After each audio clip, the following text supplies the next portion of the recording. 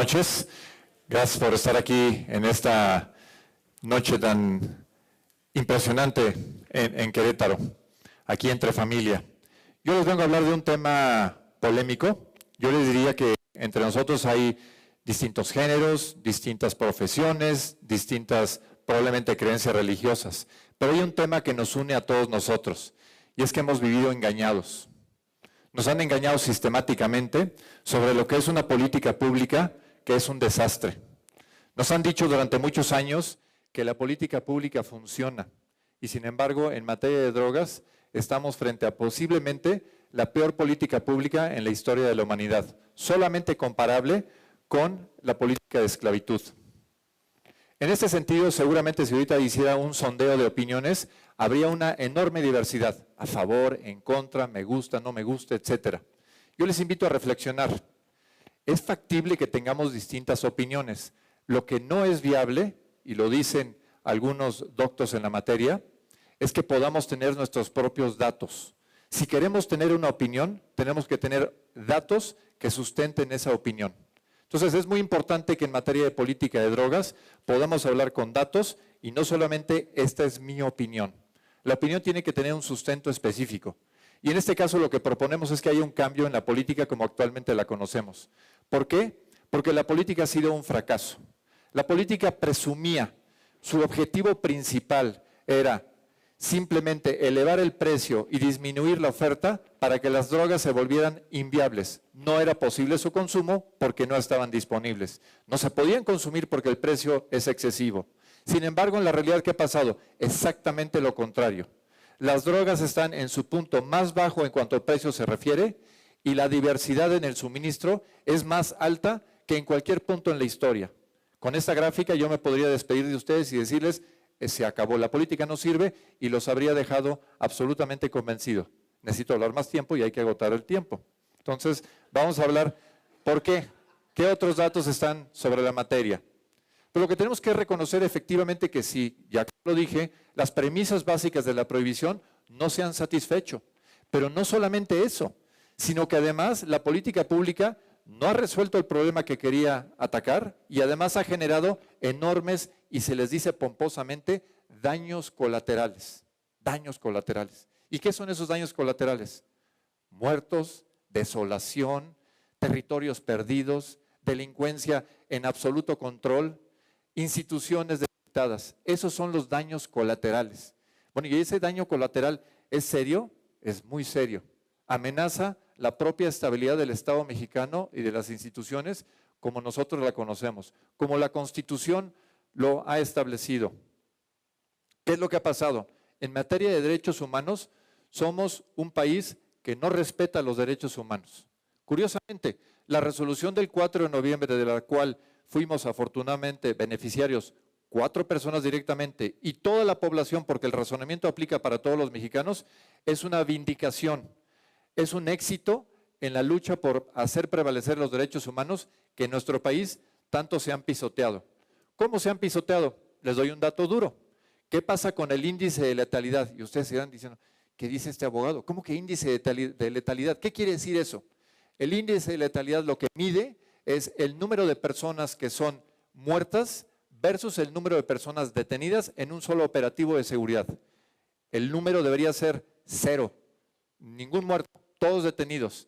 Y en nuestro país, sin embargo, hemos llegado a índices de letalidad que rivalizan con las conflagraciones en Irak o en Afganistán. De ese tamaño es el pisoteo que hay de los derechos humanos. Personas que ya no están con nosotros, más de 100,000, que nunca fueron objeto de debido proceso y que simplemente se agotaron por esta lucha fratricida. ¿Qué pasa también en la justicia penal? Porque lo que pasa es que en nuestro sistema lo que hemos hecho es que hemos tomado el mazo más fuerte que tiene el Estado, que es el castigo penal, y hemos dicho, las personas que osen dañarse a sí mismas, los vamos a refundir en la cárcel. Los vamos a refundir 5 a 10 años porque son pésimos ciudadanos, porque ponen en riesgo a toda la comunidad. Y uno diría, ¿pero por qué van a poner en riesgo? ¿Qué es lo que están poniendo en riesgo? ¿Dónde está la víctima? ¿Dónde está la persona que les hizo daño? Oye, es que soy yo mismo.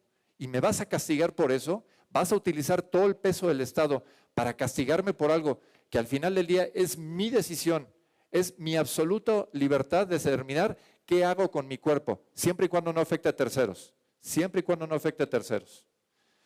¿Qué pasa entonces? Que tenemos cárceles que están saturadas, cárceles en donde cual llevamos a los reclutas naturales para que ahí sí, en la Universidad del Crimen, tomen a personas cuyo delito, cuya infracción a la sociedad fue echarse un churrito de marihuana. Y por eso los vamos a sancionar, los metemos a la cárcel y eso sí, salen con doctorado y maestría en materia de criminalidad, perfectamente asociados y vinculados a las más peligrosas bandas delincuenciales que operan desde las cárceles, donde todos nosotros pagamos las contribuciones para que operen. Adentro no hay control, ¿eh? Adentro hay autogobierno. Y esto que digo no es una exageración, es lo que sucede hoy en día en nuestro país con datos duros, con datos que la propia autoridad ha puesto en nuestro conocimiento. La sobrepoblación está ahí. Tenemos cárceles que están a niveles de 20, 30, 40, 50 o más por ciento de sobrepoblación.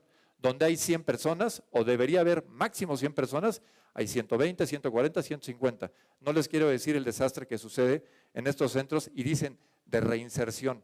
No hay reinserción, no hay readaptación. Lo único que hay es una tragedia humana que se va concretando día con día. ¿Dónde está entonces el secreto? ¿Por qué no actuamos en la fase financiera? ¿Por qué no tomamos las riendas del asunto y reconocemos que la fortaleza de este tema en manos de la delincuencia organizada es por el dinero? Esto es un negocio y el negocio se rige por cualquier otra decisión en materia de ¿qué? De rentabilidad. ¿Dónde está la rentabilidad del negocio? En la prohibición. La prohibición lo que hizo es que les dimos a la delincuencia organizada el monopolio sobre la cantidad, la calidad, la distribución, el precio de las drogas. Y el Estado dio un paso para atrás y dijo, no se preocupen, yo voy a actuar para que la droga no llegue a sus hijos. Y sin embargo, en la última encuesta que hicimos a nivel nacional, el 85% de la población dijo que era fácil o muy fácil conseguir marihuana. Entonces, ¿dónde están los efectos de la prohibición? ¿Dónde está el papel del Estado para que esa droga no llegue a los hijos? No está ahí. Y sin embargo, donde debería estar, que es en luchar contra el lavado de dinero y luchar para erosionar la base de operación financiera de la delincuencia, ahí sí hay una ausencia total. Tenemos recursos de 340,000 millones de dólares a nivel mundial, solamente en México, admitido por el Departamento del Tesoro, 40,000 millones de dólares año con año. ¿Cómo quieren ganar la lucha presupuestalmente contra 40,000 millones de dólares de este año? No es posible. Estamos en la ruta equivocada. Pero si cambiamos las bases del negocio y erosionamos la base financiera, ahí sí, creo que podremos generar distintas soluciones. Las drogas no son buenas, que quede claro. Nada de lo que he dicho ahora, nada de lo que digamos en cualquier momento presupone que hay un aumento o que debemos de fomentar el consumo. Por supuesto que no. Pero la disuasión en el consumo tiene que partir de ¿qué? De la convicción, de la inteligencia, de la prevención, del rol preponderante que debemos tener los padres respecto de nuestros hijos. No de una prohibición absurda, no de sancionar penalmente a quien consume una droga. Imagínense hoy en día, si nosotros tenemos la desventura de que nuestros hijos estén en un problema de drogas, ¿qué es lo que hacemos? No los acercamos al Estado, porque si los acerco al Estado, me los procesan penalmente y me los meten a la cárcel. Imagínense si ese es el papel del Estado. ¿El Estado qué debería hacer? Préstamelos, tratamiento de salud, prevención, educación. Démosles los mejores ingredientes y herramientas para resolver ese problema. Hoy en día eso no es posible. Tenemos entonces que el problema de las drogas ha crecido importantemente. Curiosamente, las naciones que nos piden que estemos en la prohibición ya van en otra dirección. Estados Unidos, que nos metió por la fuerza a que hubiera una prohibición absoluta, a pesar de que en 1940 el presidente Cárdenas expidió un reglamento que dijo claramente que la política prohibicionista no era viable. Y sin embargo nos apartamos porque nos forzaron a estar en esta ruta. Estados Unidos, Europa, etcétera, ya van caminando en otra dirección. La marihuana ya es legal en muchos de estos lugares, el uso preventivo, el uso terapéutico ya también es autorizado. ¿Por qué? Porque ya aprendieron que la prohibición no genera resultados positivos. ¿Qué ha pasado en nuestro país? Lo que sí ha pasado es que la espiral de violencia ha generado una cantidad de muertos espeluznante. Íbamos en una buena dirección, pacificando el país, hacia 2005 íbamos muy bien y a partir de entonces y hasta la fecha, la espiral sigue creciendo. Es decir, tenemos cifras rojas abundantes. ¿Qué hemos hecho con los recursos? Porque al final del día, esto se trata del uso del recurso del tiempo, del uso del recurso numerario y del uso del recurso humano, que al final del día es lo que tiene el Estado para combatir y para encontrar soluciones. Sí hemos gastado mucho dinero, no hay duda. Hemos incrementado los presupuestos de seguridad consistentemente durante los últimos 10 años. Millones y millones que se han ido ahí. ¿Cuáles son los resultados? Los resultados no están ahí, porque el crecimiento del gasto es así y sin embargo, lo que también sigue creciendo son los índices delincuenciales. Algo está mal. Si esto fuera una compañía, diríamos, Consejo de Administración, para tu plan de negocios no sirve. No me puedes decir que vas a seguir invirtiendo más y más recursos para generar más y más pérdidas, que por cierto se escriben en letra roja, como las pérdidas colaterales que también se escriben en letra roja. Entonces tenemos que cambiar la dinámica. Ahora, ¿por qué si es tan obvio que la política no sirve y que deberíamos de cambiar, por qué no cambia tan rápido? ¿No será que hay intereses que están coludidos? ¿No será que hay personas que les conviene el no cambio y que se han beneficiado enormemente de esta política prohibicionista? Yo creo que sí. Hay personas que sí se han beneficiado, no solamente en nuestro país, sino en otras latitudes también. Y hay que desenmascararlos y hay que poner, insisto otra vez, las cifras duras de por qué no estamos cambiando a la velocidad que se requiere. Una nueva política regulatoria. ¿Por qué tenemos que hacerlo? Porque tiene que ser con bases sólidas.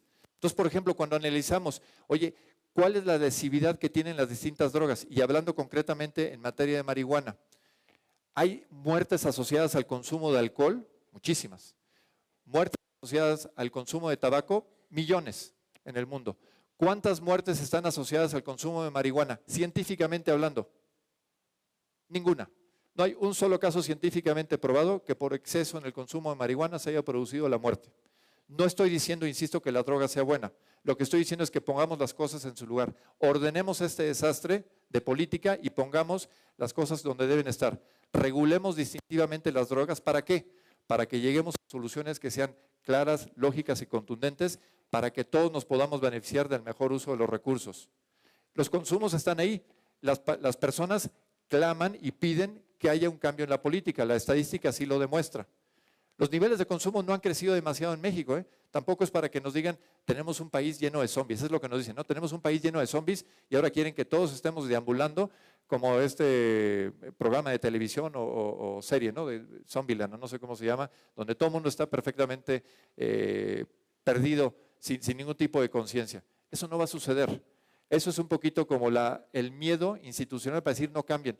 Quien nos lo dice probablemente está coludido o de alguna manera está interesado en que la política no cambie. Entonces, ¿qué es lo que buscamos?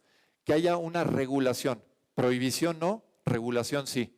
Pero ojo, no estamos diciendo que las drogas se deben de vender como caramelos en el supermercado. Eso sería un error. Y no, por supuesto que no es lo que debemos de hacer. Lo que debemos de hacer es regresarle al Estado lo que nunca debió haber perdido. Lo que Cárdenas dijo en 40 que debía regresar al Estado y que lamentablemente 75 años después estamos volviendo a decir. No estamos inventando el hilo negro. Se dijo hace 75 años, pero lo estamos recuperando hoy, porque ya estamos cansados de los daños colaterales, porque no tenemos por qué seguir viendo cómo las instituciones se desmoronan. No tenemos por qué seguir viendo cómo hay territorios enteros que están fuera de lo que es el marco constitucional, donde no hay autoridades. La política regulatoria tiene que absorber y tiene que reconocer distintas aristas. Se va a construir sobre bases científicas, sobre bases de salud pública, derechos humanos, eficiencia presupuestal. Sí se puede hacer. Hay evidencia y hay antecedentes en nuestro país, ya les dije cuándo, y también en el resto del mundo. Países que se han atrevido a decir que otros lo hagan, ¿eh? Yo ya no estoy interesado en seguir viendo violencia acumulada. Vamos mejor a buscar un mejor destino para el país. ¿Cuáles son las herramientas? El Estado sí tiene herramientas. No es que tenga las manos cruzadas o no pueda hacer nada al respecto. Tal y como regula alcohol, tabaco, medicamentos, lo puede hacer con otro tipo de drogas. Al final del día todos son drogas. ¿Por qué una droga está en una clasificación y otra en otra? No lo sabemos. Es un capricho de la historia. Se puede establecer por intereses políticos, por intereses económicos, pero científicamente hablando, no hay sustento para tratarlos en una forma penal y en otro caso no. Y hay instrumentos para que el Estado pueda actuar. Se puede efectivamente sustituir por una serie de medidas, recetas médicas, intervención. Los médicos, por ejemplo, les digo, ¿qué no hacen un juramento hipocrático al momento de recibirse? El juramento hipocrático dice claramente que los médicos deben proveer de atención de salud a cualquier persona que lo requiera. Pues es lo único que estamos pidiendo. provean atención y salud a las personas que realmente estén en esa posibilidad, que puedan tener ese acceso. Nuestros hijos, los parientes, quienes estén en ese problema, que se puedan acercar. Hoy no lo pueden hacer, porque si se acercan, los refinamos y los podemos incluir en la cárcel. Límites de la regulación.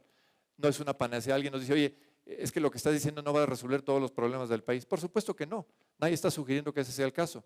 Pero esto es un gran buque que va dirigido a un hoyo negro que se llama prohibición, que se llama deterioro sistemático de las instituciones y más daños colaterales. Tenemos que dar un giro en el timón y encauzarnos en otro destino totalmente distinto. Uno, el que podamos recuperar la tutoría del Estado, que los ciudadanos seamos corresponsables de lo que está sucediendo hoy en día y que no seamos meros espectadores de una tragedia humana acumulada. ¿Se puede hacer algo? Claro que sí. Hay amplia literatura sobre lo que esto significa. ¿Por qué terminar la prohibición? ¿Por qué regular las drogas? ¿Cómo empezar con la cannabis? Está escrito y está disponible. Están ahí el material. Hemos hablado ya con legisladores, hemos hablado con el Poder Judicial y por supuesto que hemos hablado con el Poder Ejecutivo. Hasta antes del 4 de noviembre no éramos tan escuchados. Ahora como la Corte, en un ejercicio de autonomía, en un ejercicio de contrapeso, les dijo, señores, ustedes tienen un problema, porque hay disposiciones de una ley que no son compatibles con la Constitución. Entonces la tienen que cambiar, tienen que provocar algo que haga que estas 4 personas que ya gozan de un tratamiento distinto, debería ser igual para todos los demás, no para consumir, sino para que tengamos aspiraciones a una política que nos proteja, no una que nos sancione, una que nos regrese al Estado, pero también a nosotros. Los padres de familia tenemos que ser corresponsables y tenemos que entregar a nuestros hijos valores, educación y las mejores herramientas para tomar decisiones cuando así sea necesario. ¿Se puede? Yo creo que sí. Pero si queremos resultados distintos, no sigamos haciendo lo mismo. No podemos aspirar a que llevemos 100 años. Si tomamos la convención de 1912 en materia de opio en China, llevamos 103 años como sociedad buscando que a través de la prohibición lleguemos al resultado de ¿qué? De que las drogas desaparezcan y de que no haya consumo. Ya basta. Si 103 años no son suficientes, si tantos miles de millones de pesos y de dólares a nivel mundial, si 100,000 muertos, 70,000 desplazados, etcétera, no son suficientes, no sé qué más estamos esperando para dar el cambio. Pero como dice Einstein, si queremos resultados distintos, hagamos cosas distintas. ¿Lo podemos hacer responsablemente? Claro que sí. Hay antecedentes, hay instrumentos, hay experiencia internacional. Lo único que se requiere es voluntad y se requiere que haya la apertura y el apoyo, eso sí, de toda la ciudadanía, que ya no vamos a estar engañados, que ya no vamos a estar bajo la nube de la ignorancia, porque somos una sociedad informada, porque tenemos capacidad de interacción y porque estas pláticas nos dan un enorme foro para penetrar las conciencias y hablar ahora sí una opinión formada con muchos datos duros. Gracias.